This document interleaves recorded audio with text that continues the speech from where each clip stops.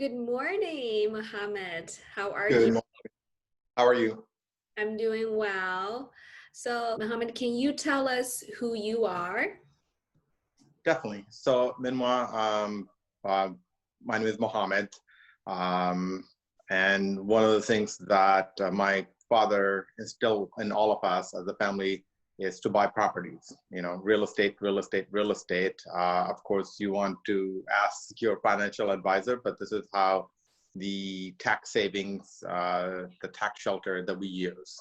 And then, longer story short, behold, um, branch manager at Bank of America in Cerritos, and my boss insisted that I go from a branch management to a mortgage lending side because that came naturally. As I was at Bank of America, I was helping a lot of customers to see why to purchase homes. And so he's like, hey, why don't you just go into it? And I'm like, no, no, no, this is what I excel. This is what I love doing, helping customer. He goes, well, you can still help customer actually benefit them and bring the American dream to them by going into that. So long behold, story short, I went into lending side, and here I am with you. So here we are. Okay. So, what is your official title now, Mohammed? So I am a mortgage loan. I consider myself as a mortgage loan consultant because there's a lot of consulting I do has nothing to do with the transaction, has to do with the person to make sure that this is the right fit for the customer. Do consulting to make sure they can afford the home, their credit is okay. If we need to prep the customer to now they're going to purchase, or maybe they're going to purchase a home 3 months, even a year later. Some of my customers have purchased the home because of the fact that they're not ready. They're not financial ready. Their credit worthy is not ready. So it could be any issues that we want to be able to fix as we go along. Mm-hmm. Some of our audience might ask, are you a loan officer? Are you a loan broker? What are you? Okay. I'm definitely a loan officer. And that's why I consider myself as a consultant. In fact, behind me, I have a sign that says Mohammed Khan Mortgage Consultant. That's what I do. That's what I do. So mortgage loan officers, that's what they do. They consult the customer. They go and see what their needs are and then take it from there. Okay. Thank you for sharing all the details Uh, and letting us know who you are and what you can do for the clients. yeah, So today we're going to talk about credit. Since COVID-19, there are some, I want to say, dramatic change to the one piece of the criteria for people to be qualified to get a loan. One of them is credit score or credit history. And a lot of home buyers or aspiring homeowners want to have a great credit history or a high credit score. A lot of them understand that will help them secure better terms when they borrow money to purchase their home. What are some of the things you see um, that affect the person's credit score negatively? definitely. That's a great question because that is the underlying issues, if you say. So one of the things that affects the number one is, in my opinion, again, remember, I'm not a financial advisor, neither a credit expert. I'm just a consultant. So consult so here goes the legal portion of it. Consult your financial advisor for anything that, or your attorney. As a matter of fact, if you ever have a questions on that, but late payment, late payment, right? So when people miss one, right, they think, well, it's not a big deal, but that's a habit that the lenders are looking at, right? So if you miss on one credit card, you miss on an auto payment, you miss on something else. Now that all of a sudden start combining and then is affecting your overall credit score. The other one is, of course, there's a little more to it. It's the collection. So if you can avoid, I've seen literally, I've seen collection for $30, $25, right? And we're not talking about a large amount either. Some of it is the principal. So people fight for the principal, which is good. However, then now you also have ruined your credit over $25. All right. So it's not a matter of, hey, can I afford or not? Is that sometimes becomes a matter of principle to folks, and then they fight it, and which is good. You should always stand your ground on when it comes to principle. But end of the day, is that really helping you with your credit? So you have to make that decision. And then last but not least, the issue is that if, say, suppose your credit line is 10,000, so here's the American Express, here's the Discover or Chase, whatever card you have in your pocket, and then they're giving you a $10,000 credit line, and you go and charge 8,000 of it. That is going to affect your credit score. So the rule of thumb is to keep it under 30%, right? So basically on a 10,000 credit line, you want to keep it to 3,000 or below. So one of the things that when I consult my customers, usually they do have multiple credit cards, but for either they want to earn points or they want to earn, I have a credit card that I earn points. So I always use that end of the day, but I'm very mindful that if I'm going to be refinancing my home or I'm going to be getting an auto loan, whatever, then what I do is a few months before, I spread that wealth. I spread that expense over multiple cards. So it's one credit card doesn't have 8,000, but overall I still have $8,000 of expenses. I hope that wasn't a long answer, but that's, so late payment, collection, and credit line versus the debt you have on that card. Mm-hmm. And you want to keep the debt 30% of your total credit line or under. Correct. Yeah. Okay. Oh, that's really helpful. Thank you for sharing that. Many of us carry different types of debt, credit cards, car loans, student loans. Out of these three most common debts, what is the most important to pay down or pay off?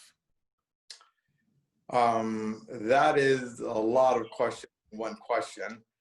So one of the rule of thumb is interest rate, right? So you have a car that is, say, 4% interest or lower possible, but you have a credit card that has 18-19% interest on it.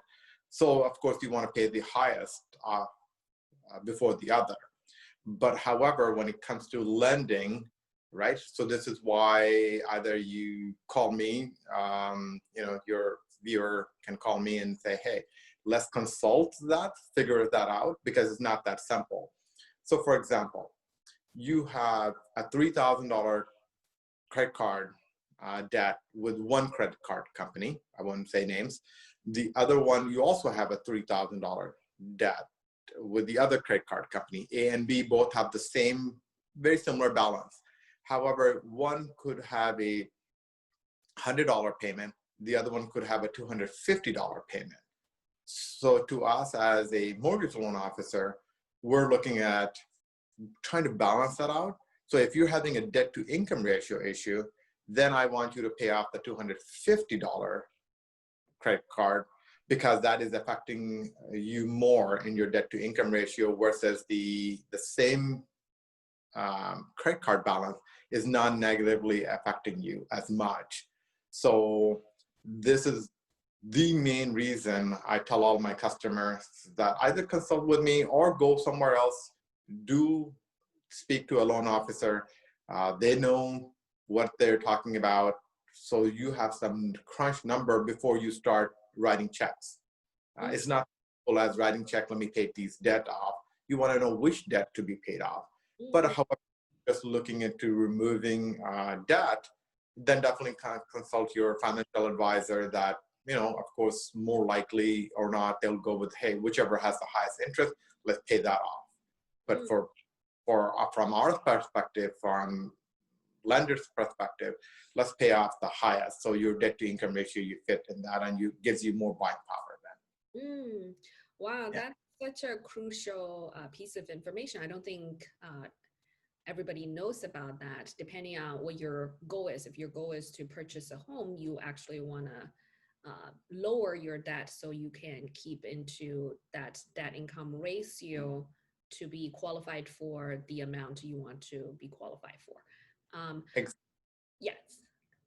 So I'm not sure the next question is redundant, but next question is specifically about paying down or paying off credit cards. So if I have different credit cards, I wonder which card I should pay off first or pay down first. And how many cards shall I have? Should I have one or should I have multiple? What's your recommendation? So yeah, exactly like you said, this question is very similar to the last question. Again, you should consult your financial advisor. However, from looking at it, the loan perspective, if you were going to go buy a house tomorrow, then definitely you want to look at, hey, which card is going to, say suppose you're making $200,000 and you have no expense other than just one card, and you're going to go buy a $600,000 or $800,000 house. Of course, you have no debt to income ratio. Then the conversation becomes, hey, which one is costing me more? So we want to pay off the highest debt, right? Highest interest, right? Whichever is causing you the most pain. However, when it comes to a lot of our customers where they're crunched for the debt to income ratio, then definitely we're going to pay off the number one that has the most highest payment, minimum payment due. So definitely consult with your mortgage consultant to make sure you're paying off the right before you start writing that check. Yeah. Thank you for sharing that. Then how many cards shall I have? Shall I keep one card or shall I have multiple cards? Okay. So the rule of thumb for lenders are you must have 2 minimum credit line, right? Of course, there's different ways. So a lot of folks will be hearing, no, I have done this, I've done that. Yes, those are exception to the rules, right? But the rule of the thumb is that everyone should have a minimum 2 credit line. So 2 credit card, maybe 1 auto loan, 1 credit card. You have 1 mortgage, 1 more thing like a credit card or auto loan. So that makes up 2 credit line. There are other ways of going about doing things. However, the general rule of thumb is you should have 2 credit line, which could be not necessarily 2 credit card, but 2 of something that you have made payment over 12 months. Okay, thank you. So not carrying, 10 credit cards. No. If you don't have a student loan or car loan, 2 credit cards is ideal. Got you. This is my last question. Can you share 3 steps that a person can take to maintain and increase his or her credit score? So one is a given. Make your payment on time. Make your payment on time. Make your payment on time. I don't know how many times we have to tell customers or when I do consulting that just because you maybe even a lot of people think, oh, I just applied, so I could be late. No. It doesn't. Regardless, you should always make your payment on time. Your credit score is your wealth, right? Then second one is keep your balance under the 30% threshold. $1,000 credit line, $300 your balance should be, right? And the last but not least, have at least 2 credit line. Again, we just had a customer that had less than 2 credit line. We're working with that customer to get that to 2 credit lines, so they will be ready to buy, right, eventually. So some of these things you want to start now. Call me, and then start having that conversation. So you rather start having that conversation now versus wait till, hey, they're calling you, meanwhile, hey, and let's buy a house tomorrow, which could be potentially be derailing the process. So, so folks who are listening to our conversation, please call one of us.